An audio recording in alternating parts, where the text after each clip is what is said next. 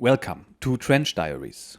This is Stuka Pilot, Chapter 7, Stalingrad. This lying in hospital gets on my nerves. I have been here now for almost a week. I can see hardly any change in my condition except that I am not exactly picking up strength with the strict diet and the unaccustomed confinement to bed.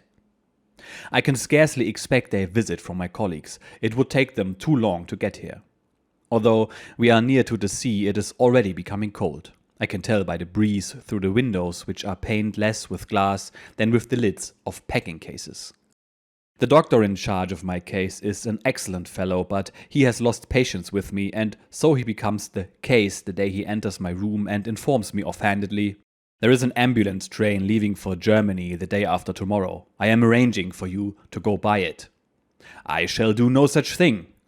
"But you simply must go home for treatment. What are you thinking of?" His professional wrath is aroused. "But I can't be sent out of the line for so ludicrous an illness. This is a very nice hospital, but I've had enough of lying in bed." In order to leave no doubt in his mind that I mean what I say, I must fly back to my squadron right away. Now the doctor really is angry. He opens his mouth, snaps it shut again, and finally delivers himself of his vehement protest.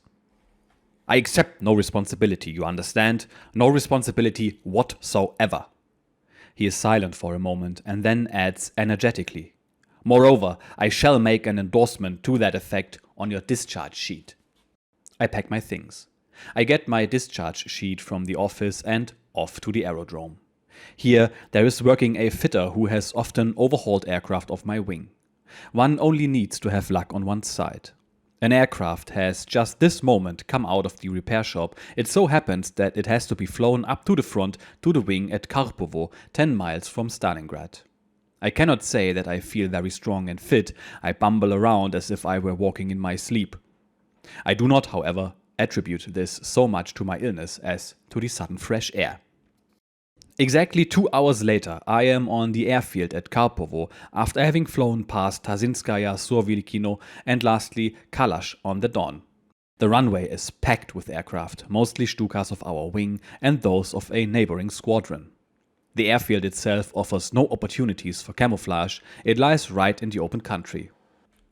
It slopes away gently on one side. After landing, I go off to find the signboards. Exact orientation within the unit has always been one of our special fads. Even if nothing or very little else indicates our presence, the signboards are certain to be there. So I very soon discover the wing orderly room. It is bang in the center of the aerodrome in a hole in the ground, described in military parlance as a bunker. I have to wait a while before I can report to the CO. He has just gone out on a short operational flight with my friend Kraus. When he comes in, I report my return. He is more than surprised to see me back so soon. "You do look a sight. Your eyes and everything are as yellow as a quince." There is no talking myself out of this without a white lie, so I brazenly reply, "I am here only because I have been discharged as fit." It works. The CO looks at the operations officer and says with a shake of the head, "If this man is fit, then I understand more of jaundice than every doctor." "Where are your medical papers, by the way?" A ticklish question. On the aerodrome at Rostov, I had desperate need of some paper and had put my doctor's cunningly worded certificate to a more profitable and appropriate use. I have to think quickly and reply in the same tone of voice, "I understand that the medical papers are being sent by courier." It works again, and in the promise made to me 10 days before, I take over the command of my old flight. We have few operational missions. They have been out only once over a Volga harbor in the vicinity of Astrakhan. Our main task is to deliver attacks within the city area of Stalingrad. The Soviets are defending it like a fortress. My squadron commander gives me the latest news. There has been practically no change in the ground personnel. From armorer Götz to senior fitter Pisarek, all are still there. The flying personnel necessarily presents a different picture because of casualties, but the new crews I have trained have all been posted to the reserve squadron. Living quarters, offices, etc. are all underground. In a very short time, I have found my feet again and feel at home. The next day, we fly a sortie over Stalingrad, where approximately 2/3 of the city is in German hands. It is true, the Soviets hold only 1/3, but is being defended with an almost religious fanaticism. Stalingrad is Stalin's city, and Stalin is the god of these young Kyrgyzs, Uzbeks, Tatars, Turkmenians, and other Mongols. They are hanging on like grim death to every scrap of rubble. They lurk behind every remnant of a wall. For their Stalin, they are a god of fire-breathing war beasts, and when the beasts falter, well-aimed revolver shots from their political commissars nail them, in one way or the other, to the ground they are defending. These Asiatic pupils of integral communism and the political commissars standing at their backs are destined to force Germany and the whole world with her to abandon the comfortable belief that communism is a political creed like so many others.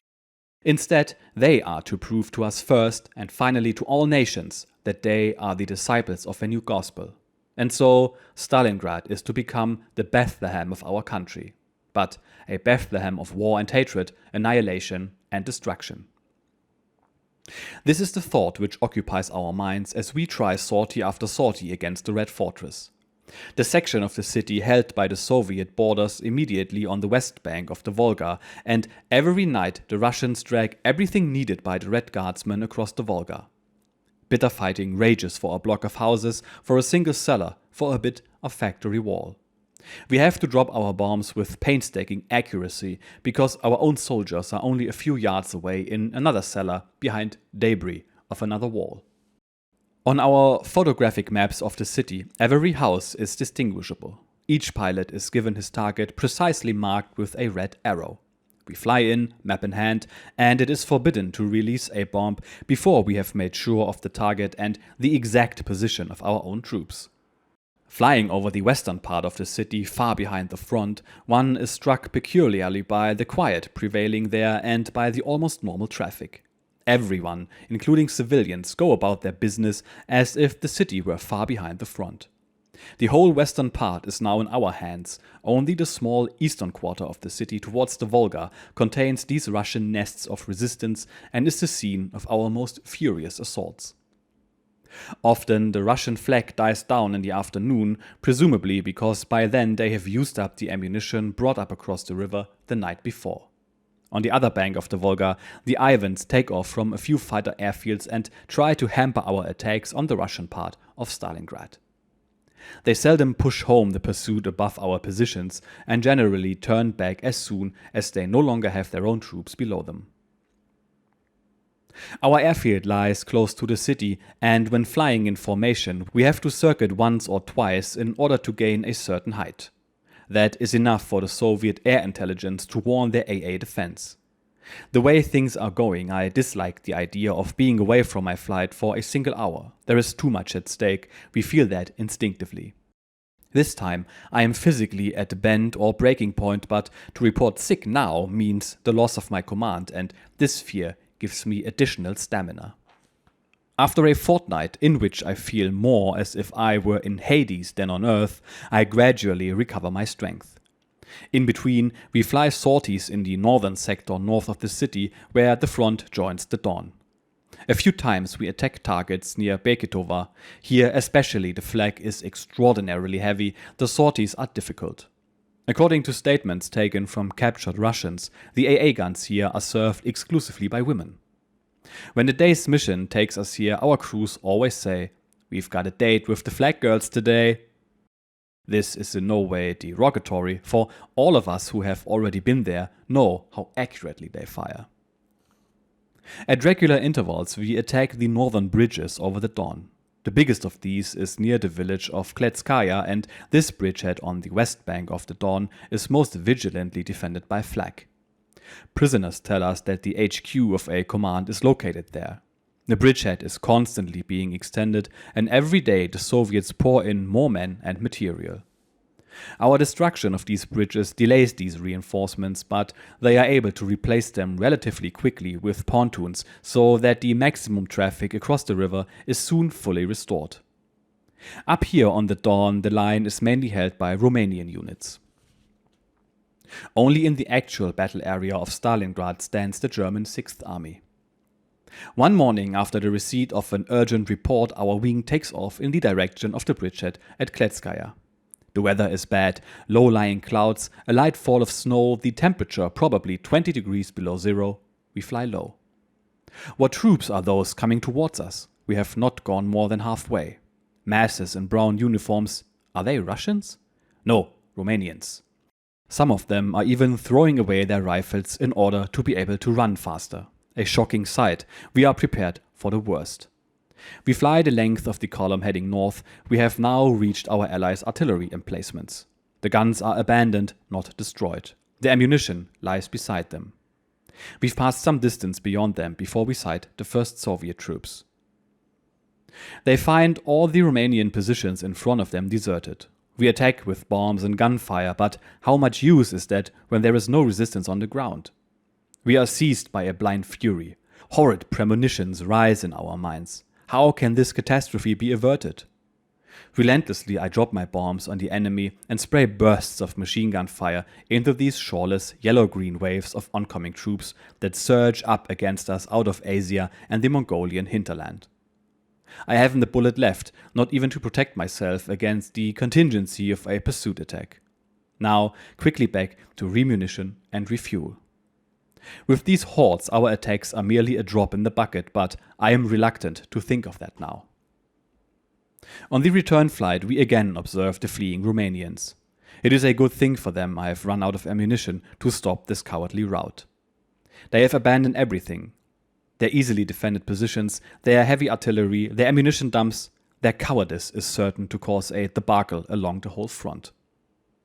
Unopposed, the Soviet advance rolls forward to Kalach.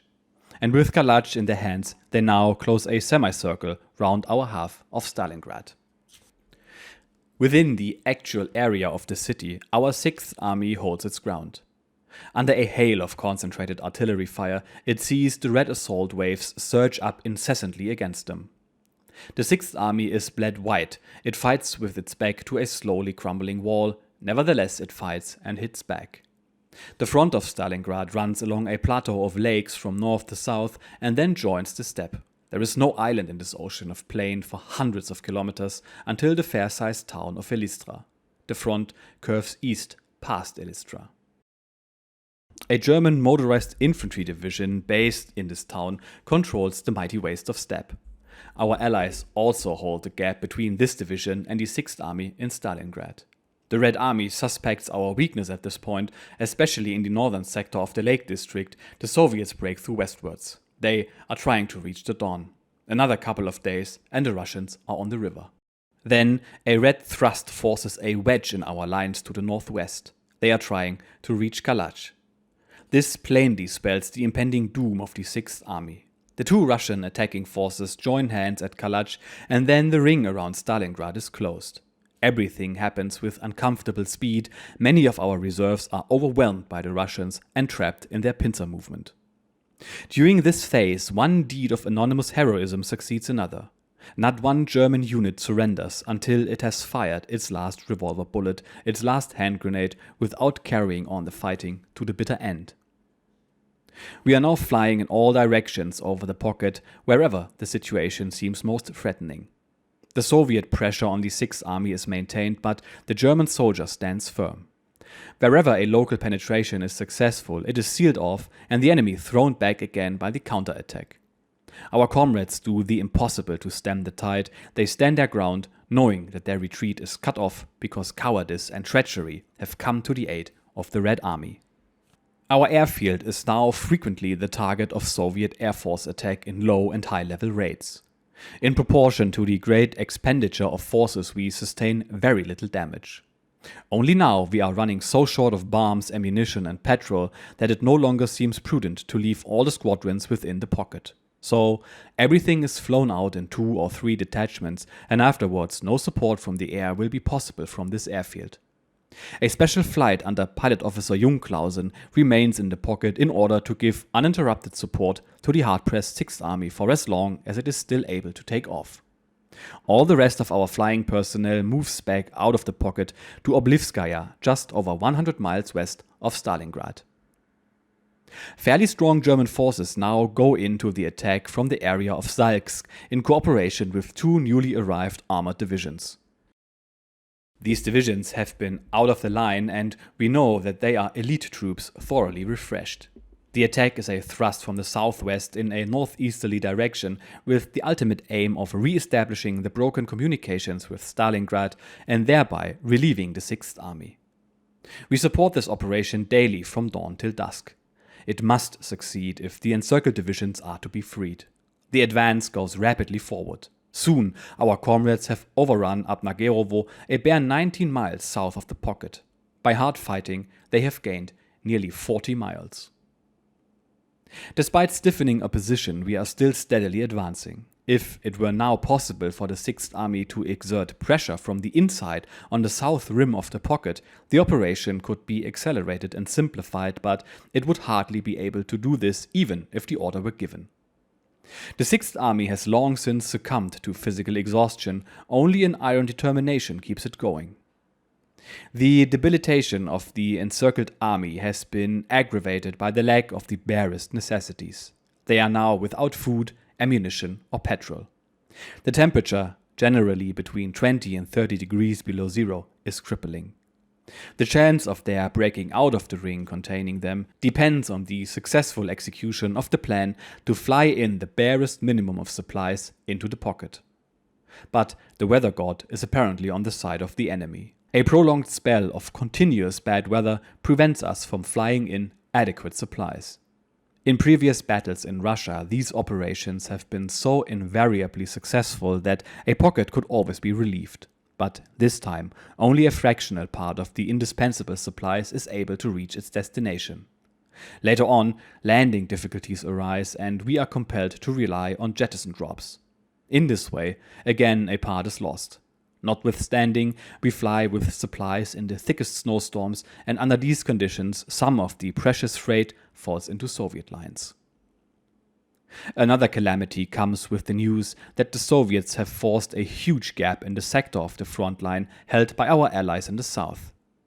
If the breakthrough is not pinned down, it may bring disaster to the whole of the southern front.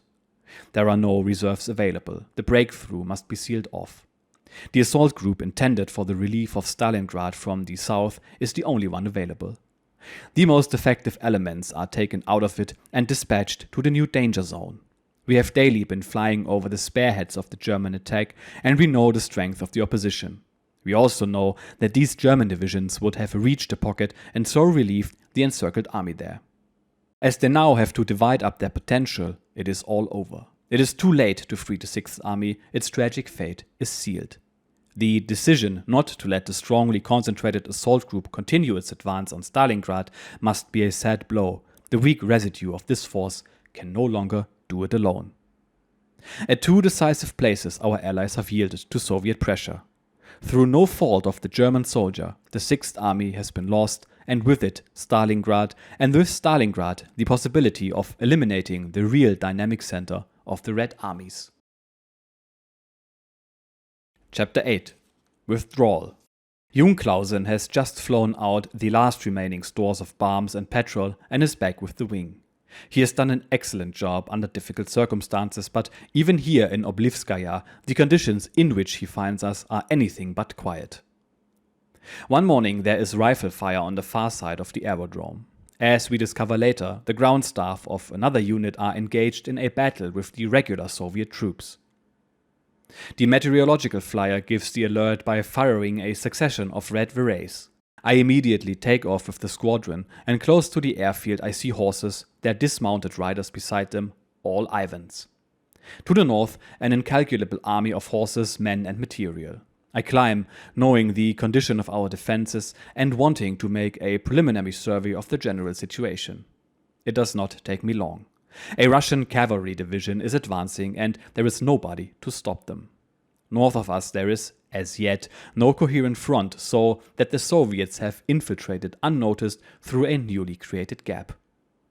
Their main force is 2 to 3 miles distant from our airfield, with its spearhead on its periphery. There are no ground forces in this area. This is therefore the direst emergency. The first thing we do is to destroy their artillery with bombs and cannon fire before they can take up positions. Then we attack the other constituents. A dismounted cavalry unit is immobilized and loses its fighting efficiency.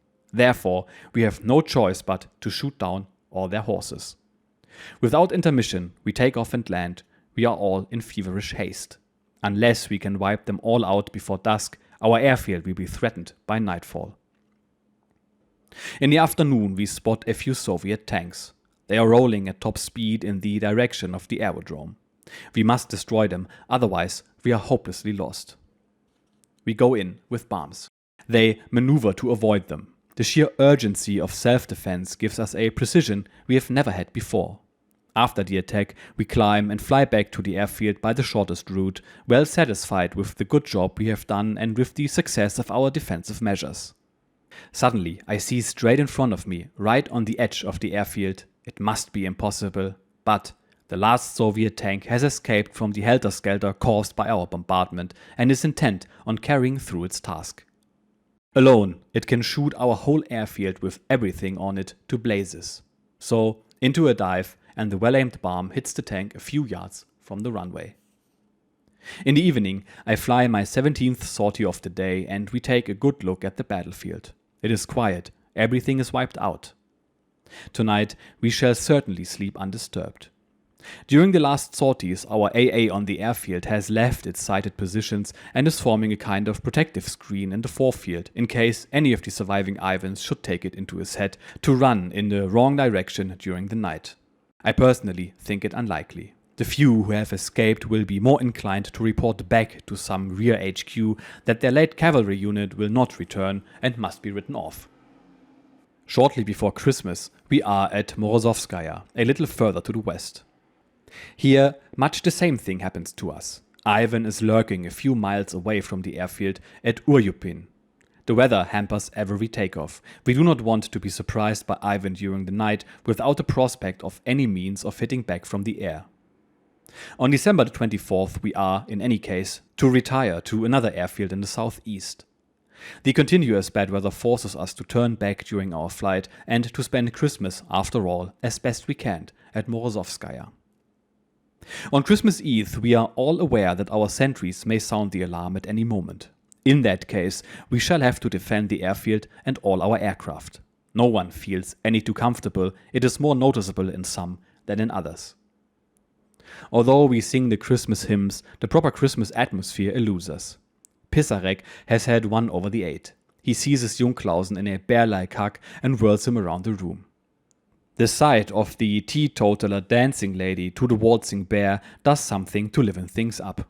It amuses the men and dispels all gloomy thoughts and breaks the ice of unconviviality. Come what may, we are all conscious of the sense of fellowship.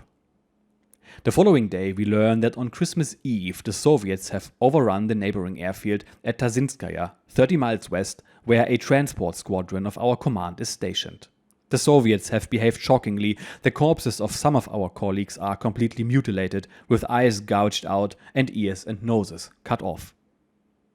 We have now a clear demonstration of the full extent of the Stalingrad debacle. During Christmas week we are engaged with forces north of Tazinskaya and near our own airfield. Gradually, operational Luftwaffe units are brought up from the rear and also fresh units are being assembled from reserve organizations. In this way, a light combatant screen is built up covering our airfields. Optimists may call it a front, but there is no real fighting power until seasoned divisions can again be put into the line who can retrieve the situation for which they are not to blame. But till that happens, the going is hard and there is much need of improvisation. Owing to the new situation, we are no longer able to continue the support we have been giving to the Chir front along the river of the same name in the areas Nizhirskaya and Sovikino. This front is the first newly created barrier in an east-westerly direction against the enemy attacking from the north. The country is perfectly flat and offers no sort of obstacles in the way of terrain. Everything is steppe as far as the eye can reach. The only possible cover is in so-called balkas, clefts in the surface of the earth, or gullies, the bottom of which lies some 30 feet below the surrounding plain. They are relatively wide so that vehicles can be parked in them, not only one behind the other, but also side by side.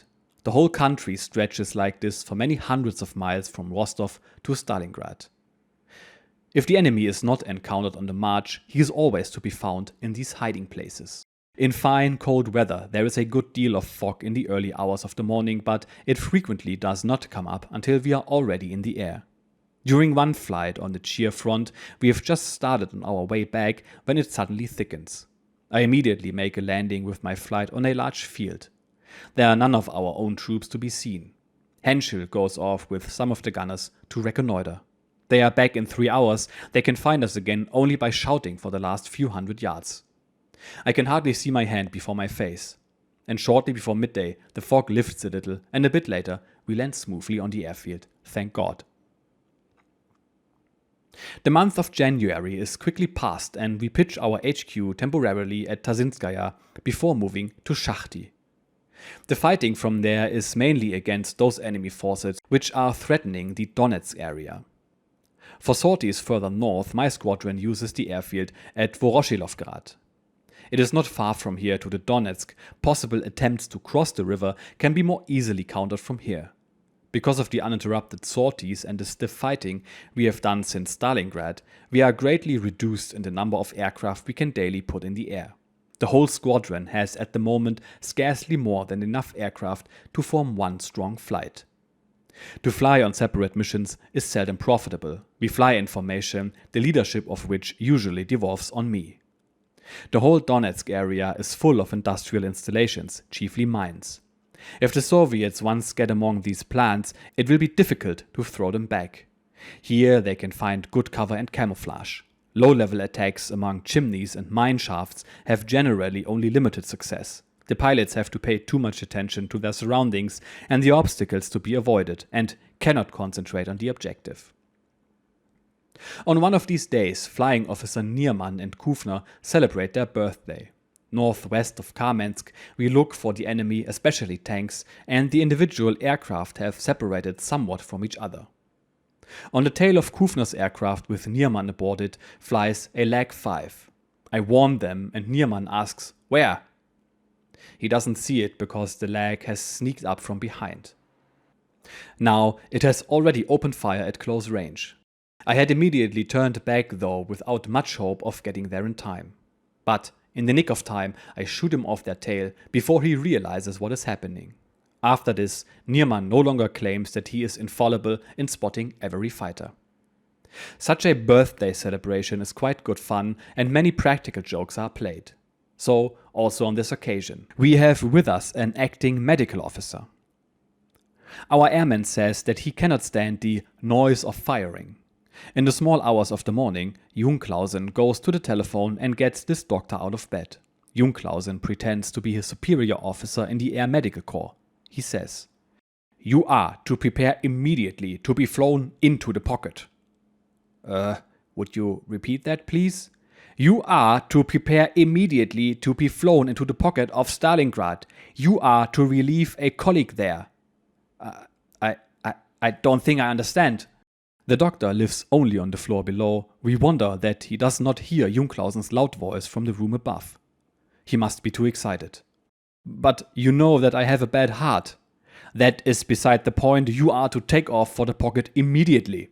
"But you know, I have recently had an operation. Wouldn't it be better to give this assignment to a colleague?" "You can't mean this seriously. I cannot imagine that you are trying to wriggle out of this assignment. What sort of a hole should we be in if we cannot even count on you?" We are splitting our sides with laughter. The next day, the doctor runs around in a terrible stew, but he boasts to anyone who is willing to listen to him that perhaps he is going to be required for this highly dangerous assignment. A few days later, he has tumbled to the joke and is transferred. Better for us, better for him. In these days, for quite a short time, we use the airfield at Rovenki and then we move to Golovka, not far from Stalino, the center of the Donetsk industrial region. Heavy snowstorms hamper our flying activity. It is always a slow business getting the whole squadron into the air. Pilot Officer Schwirblatt is sent to me as replacement officer, and on his first operational flight he has to fly alone with me into the Artemovsk area. I have flown some way ahead because apparently he has had difficulty taxiing on the snow. Then, after he becomes airborne, instead of taking a shortcut to join me, he follows my track without closing up on me. Some lags have fun with him and use him for target practice. It is a marvel that he is not shot down. He flies straight on without taking any defensive action. Obviously, he thinks that is the correct thing to do. I have to turn back and come in behind him, whereupon the fighters shear off. After landing, he discovers holes in his fuselage and tail unit. He says to me, "The flak peppered me properly. I must have been flak, for I never even saw a fighter." I say with a touch of sarcasm, "I must warmly congratulate you on the excellence of your rear gunner, who has presumably determined to see nothing, not even when the lags were using him for target practice." Later, however, Schwirblatt is to prove himself the best man in the wing of an exemplary toughness. Everyone in the outfit speaks of him only as my shadow, for when on operations, he sticks to me like a burr. In addition, he joins me in all my sporting activities with the same keenness, and he never smokes or drinks. It is not very long before he gives proof of his flying skill. He nearly always flies as my number 2, and we often go out alone. We cannot let up for a moment because the Soviets are attempting a westward thrust across the road from Konstantinovka to Kramatorskaya in the direction of Slavyansk to our north. In one of these attacks, my record of operational sorties reaches the 1000 mark. My colleagues offer their congratulations by presenting me with a lucky chimney sweep and a pig. But despite stubborn recalcitrance on my part, my 1001st operational flight ends for some months to come my employment at the front. Well, not much to say in this episode beside the fact that we are again witnessing the withdrawal from Stalingrad, this time from the perspective of a ground attack pilot. We all know that it is strictly backwards from here, but there is still much to tell about Hans-Ulrich Rudel's life. We shall continue with it in the next episode. Cheers.